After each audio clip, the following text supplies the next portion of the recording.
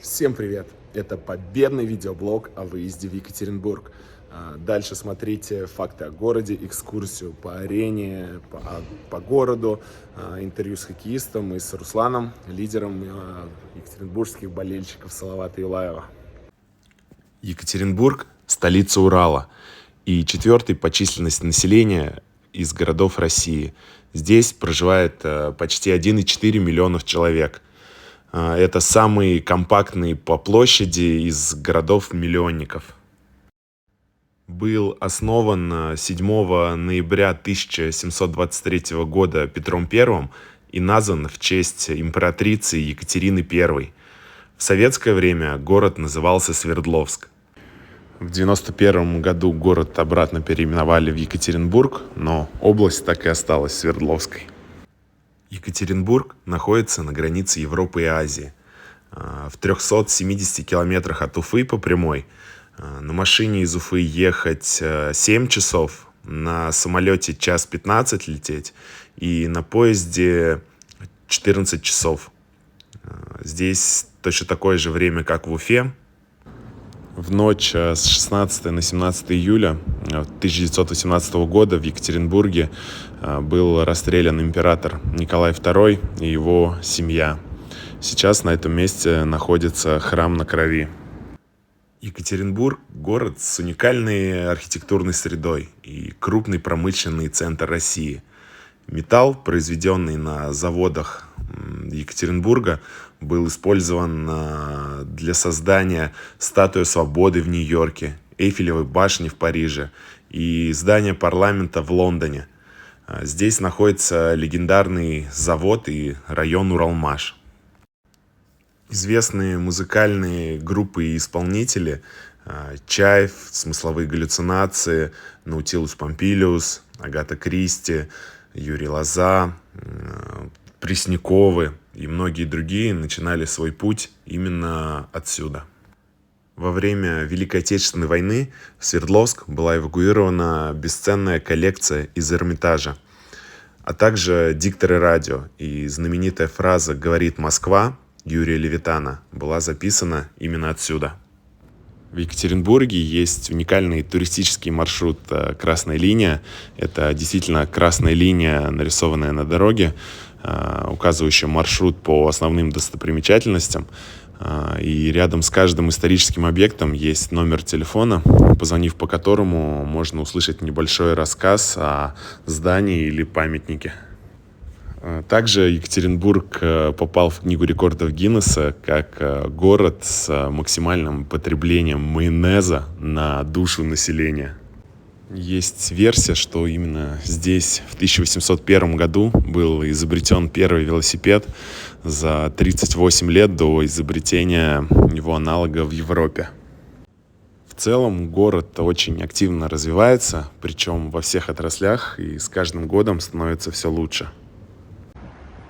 КРК «Уралец». Именно здесь свои матчи проводит автомобилист.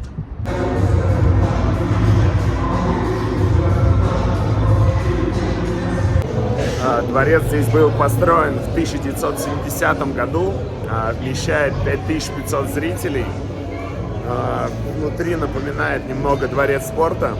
Новая арена должна быть подстроена здесь в следующем году, в 2023. Будем ждать.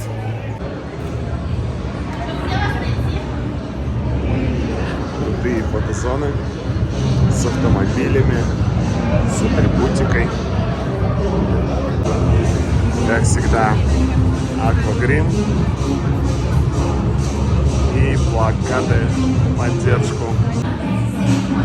Цены на еду довольно дороговаты и подешевле. Фан-шоп автомобилиста. Цены плюс-минус, как и везде. Шарфы по 800 рублей, кепки 1600. Детская активность. Ну, у автомобилиста что еще может быть? Конечно же, гонки. Прикольный автомат, где вместо игрушек атрибутика автомобилиста.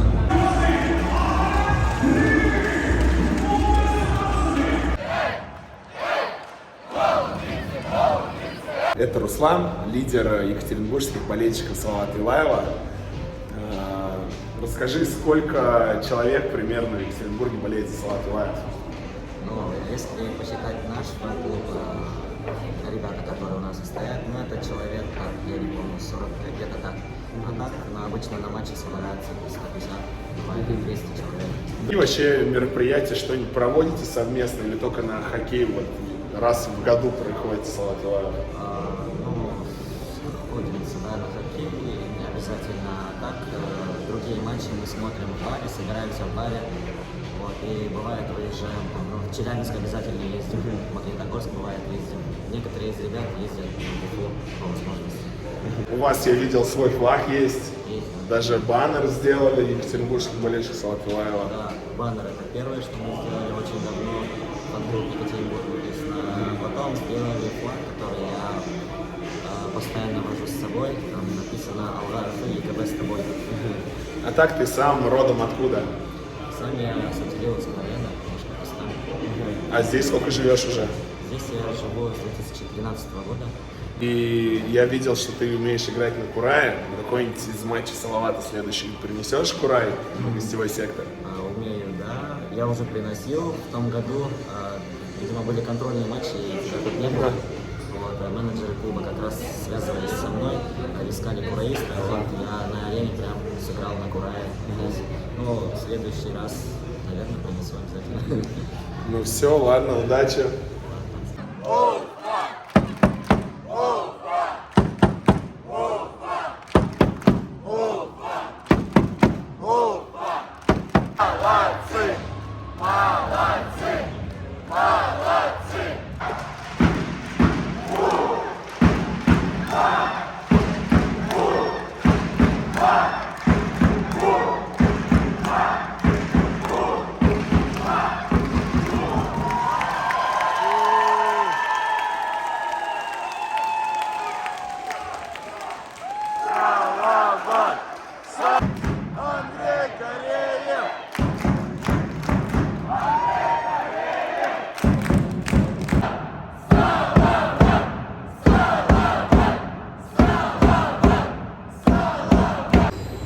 С победой. Спасибо. Скажи о своем самочувствии, состоянии сейчас. Самое главное, победа, выиграли 2 игры на выезде, это очень приятная составляющая. По себе нормально все, жить будем. Что произошло вообще в этом моменте, как случилось? Да, если я не ошибаюсь, Волк, какого-то, он забрасывал шайбу, он не видел, что я там стою, я успел среагировать. Бывает, это хоккей. Можно сказать, лбом отбил шайбу-то. Если бы это было оборотом, хотела шайба, было бы намного приятнее. Но все равно спасибо за самоотверженность. Думаю, болельщикам будет приятно, что с тобой все хорошо. Скорее восстанавливайся и ждем на домашних матчах. Спасибо большое, будем вас ждать. Ну что, всех с победой. 4-0. Это было мощно. Возим с выезда 4 очка. 7 забитых, 0 пропущенных. Отличный результат. Команда красавцы. На гостевом секторе сегодня было почти 200 человек. Нас было нереально мощно слышно. Спасибо каждому, кто поддерживал. А теперь возвращаемся в Уфу. Впереди домашние матчи. Всем удачи!